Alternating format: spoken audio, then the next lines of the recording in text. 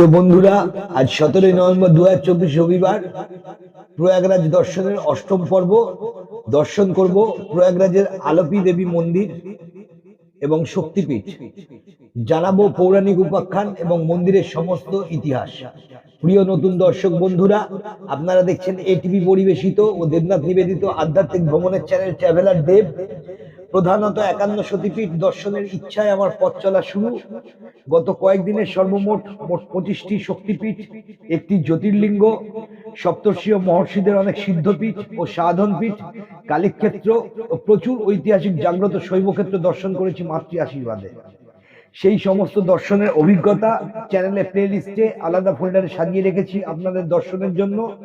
আপনারা channel subscribe করে সঙ্গে থাকুন। ভালো লাগলে সবাইকে শেয়ার করে দেখার সুযোগ করে দিন।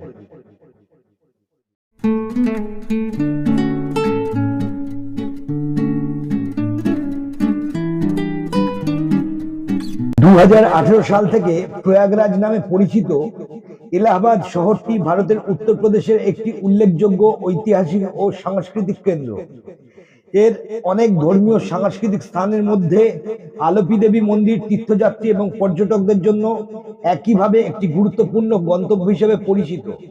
এই মন্দিরটি হিন্দু পৌরাণিক কাহিনীতে গভীরভাবে উল্লেখ্য এবং শতাব্দীর পর শতাব্দী ধরে ভারতের ধর্মীয় চর্চার একটি অংশ।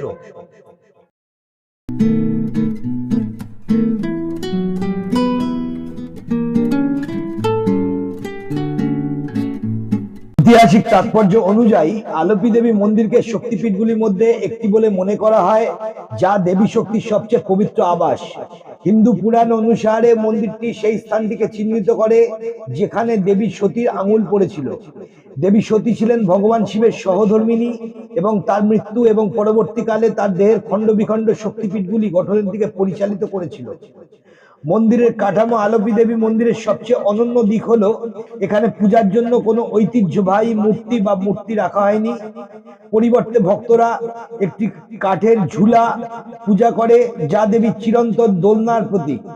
এই স্বাতন্ত্র সুযোগ বৈশিষ্ট্যটি প্রচলিত মূর্তি পূজা থেকে মন্দিরের বিচ্যুতির কারণে অনেক ধর্মীয় পর্যটক এবং পণ্ডিতদের আকৃষ্ট করেছে।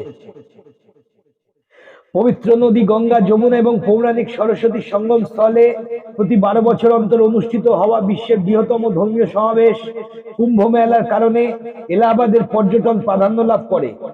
যেহেতু আলপি দেবী মন্দিরকে অত্যন্ত শুভ বলে মনে করা হয়, তাই কুম্ভ মেলার সময় মন্দিরে দর্শনার্থীদের সংখ্যা উল্লেখযোগ্যভাবে বৃদ্ধি পায়।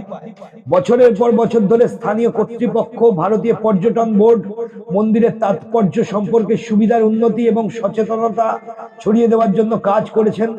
মন্দিরের আকার সামান্য হওয়া সত্ত্বেও হিন্দু পুরাণে এর গুরুত্ব এবং এলাহাবাদের ধর্মীয় কাঠামোতে এর ভূমিকা সারা বছর ধরে দর্শকদের আকর্ষণ করে।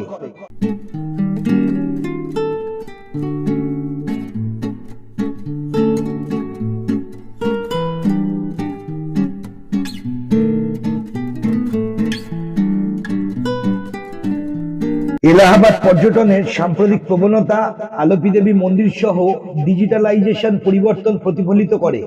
ওয়েবসাইট এবং মোবাইল অ্যাপ্লিকেশনগুলি এখন ভার্চুয়াল ট্যুর এবং ই দর্শনের সুযোগ করে দেয়, যারা ব্যক্তিগতভাবে যেতে অক্ষম তাদের জন্য। উপরন্তু পবিত্র স্থানের পবিত্রতার সাথে আপোষ না করেই পরিবেশগত প্রভাব কমিয়ে পর্যটকদের জন্য আরো ভালো সুযোগ সুবিধা প্রদানের সাথে সাথে পরিকাঠামো উন্নতির দিকে নজর দেওয়া হয়েছে। সেই জন্য চলছে ক্রমাগত মন্দির প্রতিষ্ঠার কাজ। আলপি দেবী মন্দির পরিদর্শন করুন ভারতের আধ্যাত্মিক শিকড়গুলি অন্বেষণ করতে এবং হিন্দু উপাসনার একটি অনন্য দিক প্রত্যক্ষ করতে আগ্রহী পর্যটকদের জন্য আলপি দেবী মন্দিরে যাওয়া আবশ্যক। মন্দিরের গভীর ইতিহাস এর পবিত্র গর্ভগৃহ একটি সমৃদ্ধ অভিজ্ঞতা প্রদান করে, যে ভারতের বৈচিত্র্যময় সাংস্কৃতিক ঐতিহ্য তৈরি করে। পর্যটকরা যদি ধর্মীয় উৎসবের সাথে যুক্ত ভিড় এড়াতে চান, তবে উৎসব চলাকালীন সময়ে তাদের ভ্রমণের পরিকল্পনা করার পরামর্শ দিলাম। মন্দিরটি সারা বছর খোলা থাকে, কোনো প্রবেশ মূল্য নাই। যাই হোক, মন্দিরের রীতিনীতি এবং ধার্মিকতাকে সম্মান করার জন্য শালীন পোশাক পরিধান করে মন্দির দর্শন করা উচিত বলে মনে করি।